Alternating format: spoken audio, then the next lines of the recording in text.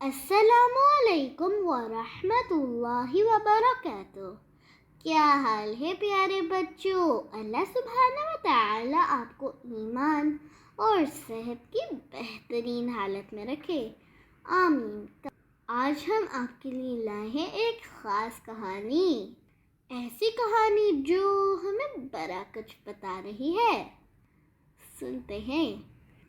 کہانی کا عنوان ہے 1000 راتیں۔ آج امی ابو نے تمام بچوں کو افطار سے پہلے اکٹھا ہونے کو کہا۔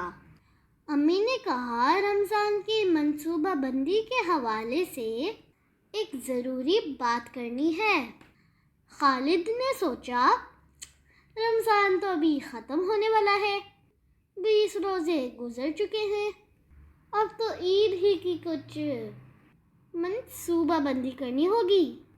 وہ اور اس کے باقی بہن بھائی عصر کی نماز پڑھ کر اپنے امی ابو کے کمرے میں اکٹھے ہو گئے۔ ہر ایک سوچ رہا تھا نہ جانے کیا بات ہوگی، ہو سکتا ہے کوئی سیر کا پلان ہو، عید کی بڑی دعوت، باربیکیو۔ ہر کوئی اپنے اپنے انداز میں سوچ رہا تھا۔ آج ہم ایک کہانی سنیں گے۔ واہ، کہانیاں تو مجھے بہت پسند ہیں۔ خالد خوش ہو گیا۔ ابو کہنے لگے ایک دفعہ پیارے نبی صلی اللہ علیہ وسلم اپنے صحابہ کے ساتھ بیٹھے ہوئے تھے۔ انہوں نے بنی اسرائیل کے ایک شخص کا ذکر فرمایا جو 1000 مہینوں تک پوری رات اللہ تعالیٰ کی عبادت کرتا تھا اور پورا دن اللہ کے دشمنوں کے خلاف جہاد کرتا تھا۔ صحابہ یہ سن کر بہت حیران ہوئے کہ ہماری تو عمر اتنی نہیں ہے کہ ہم اتنی عبادت کر سکیں، اور اللہ تعالیٰ نے سورہ قدر نازل فرمائی جس کے بارے میں ہم آج بات کریں گے۔ قدر کی رات ایسی رات ہے جو سال میں ایک بار آتی ہے۔ ادھر خالد سوچ رہا تھا بہت ہی پیاس لگ رہی ہے، آج تو سارا شربت میں ہی پیوں گا۔ اور ابو کہہ رہے تھے اللہ تعالیٰ نے ہمیں لیلۃ القدر ایک فرصت کی طرح دی ہے جس میں ہم زیادہ سے زیادہ ثواب اور اجر اکٹھا کر سکیں۔ پتہ نہیں ابو کی بات کتنی لمبی ہوگی، میں کچھ دیر سو ہی جاؤں، بہت پیاس لگ رہی ہے۔ خالد بڑبڑایا۔ 1000 راتیں ہیں۔ خالد کو دلچسپی معلوم ہوئی۔ 1000 راتیں؟ اب اس نے ابو کی بات پر دھیان دینا شروع کیا۔ ابو کہہ رہے تھے لیلۃ القدر کی ایک رات 1000 راتوں کے برابر ہے، یعنی کہ 83 سال 4 ماہ۔ آپی، خالد نے سرگوشی کی۔ 83 سال کتنا ہوتا ہے؟ 83، آپی نے جواب دیا۔ واہ، خالد دل ہی دل میں متاثر ہوا۔ یعنی کہ ابو بتا رہے تھے کہ ہم کوئی بھی اچھا کام عبادت کریں تو ہمیں اتنا ثواب ملے گا جتنا 83 سال کی عبادت کا۔ زبردست، خالد نے خوشی سے کہا۔ ابو اسے دیکھ کر مسکرائے۔ جی خالد، 83 سال۔ ابو، اس کا مطلب ہے کوئی 83 سال کا ہو بھی وہ بھی اتنی عبادت نہیں کر سکتا، کیونکہ کھانے پینے اور سونے کا وقت بھی تو چاہیے ہوگا۔ اور اسکول بھی؟ خالد کچھ سوچتے ہوئے کہنے لگا۔ ٹھیک سمجھے آپ، ابو نے تائید کی۔ آپ یوں سمجھ لیجئے یہ رات ایسی ہے جس میں اللہ تعالیٰ چاہتے ہیں کہ کوئی بھی ثواب سے محروم نہ رہے۔ بونس رات، جس میں تھوڑی سی عبادت کر کے ڈھیروں ثواب کمایا جا سکتا ہے۔ یہ ایسے ہی ہے جیسے امی ابو کوئی تحفہ دینا چاہتے ہیں، کوئی بہت ہی آسان سی شرط رکھ دیتے ہیں، جیسے کہ آپ زمین سے ٹیشو پیپر اٹھا لو، گلاس میں پانی بھر دو تو آپ کو عید پر نئی سائیکل ملے گی۔ کیسی مزیدار بات ہے، اب خالد کو مزہ آنے لگا۔ اس سے بھی زیادہ دلچسپ بات بتاؤں؟ اب کہ امی بولی، لیلۃ القدر میں ڈھیروں فرشتے زمین میں اترتے ہیں، آگے پیچھے فرشتوں کے گروہ، آسمان سے زمین تک کوئی جگہ خالی نہیں رہتی۔ خالد کو اچانک ہنسی آئی۔ خالد، امی نے اسے پکارا۔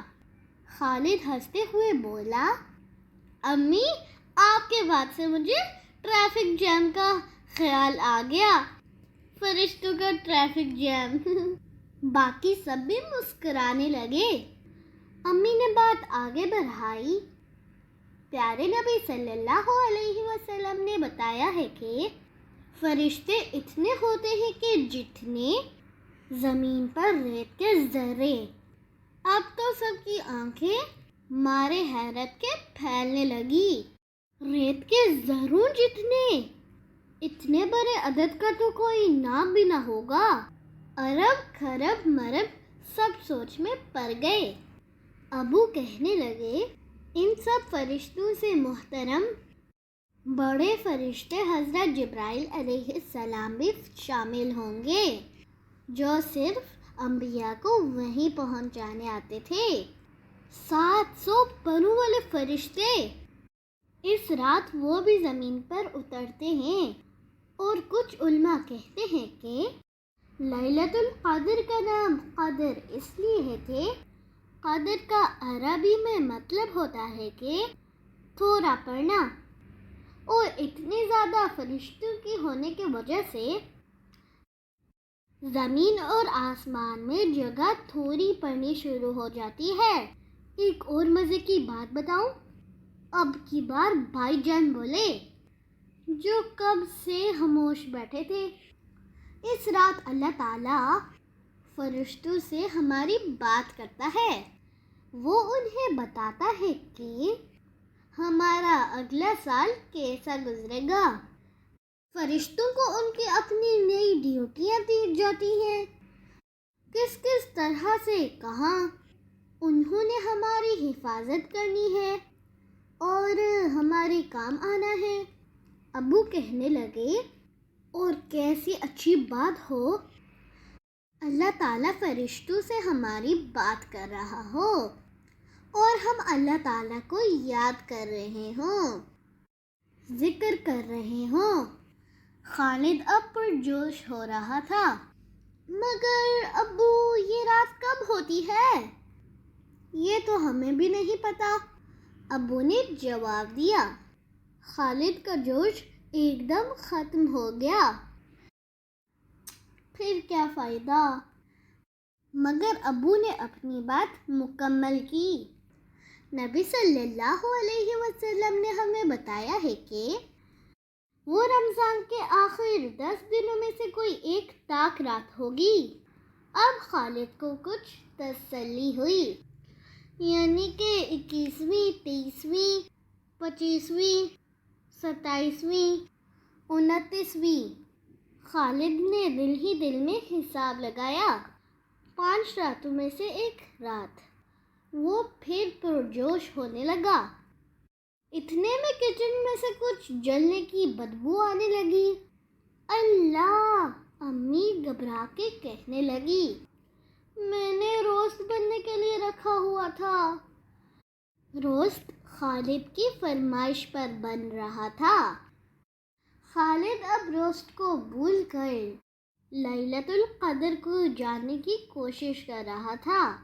اچھا ابو، بس آخری سوال۔ اس نے التجا کی۔ ابو نے اجازت دی۔ لیلۃ القدر میں ہمیں کون سے کام کرنے چاہیے؟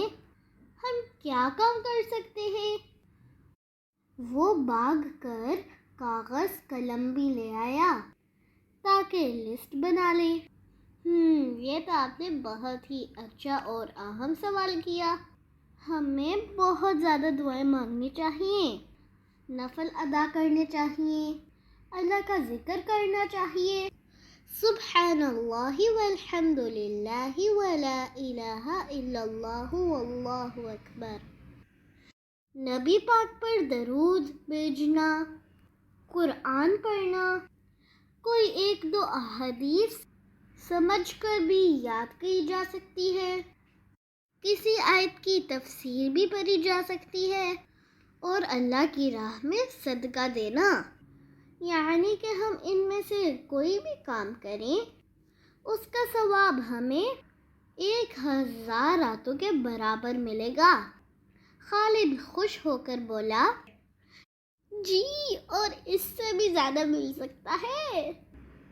اللہ تعالیٰ نے سورہ قدر میں بتایا ہے یہ 1000 راتوں سے بہتر ہے، یعنی کہ 1000 راتوں سے بھی زیادہ ثواب حاصل ہو سکتا ہے، اور یہ آفر پوری رات تک کے لیے ہے، یعنی کہ ثوابی اور فرشتے بھی۔ اللہ تعالیٰ کہتے ہیں کہ فجر کے وقت تک تمام فرشتے دنیا میں رہتے ہیں، کاش میں کسی فرشتے کو دیکھ سکوں، ڈھیر سارے پر والے۔ خالد سوچنے لگا، ابو کہہ رہے تھے پیارے نبی نے ہمیں ایک دعا سکھائی ہے لیلۃ القدر میں پڑھنے کے لیے، آپ سب بھی میرے پیچھے دہرائیے، اللہم انک عفو کریم تحب العفو فاعف عنا، اللہم انک عفو کریم تحب العفو فاعف عنا، آمین۔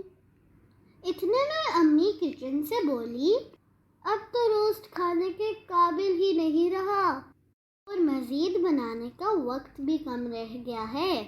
کوئی بات نہیں امی، ہم پیزا آرڈر کر دیتے ہیں۔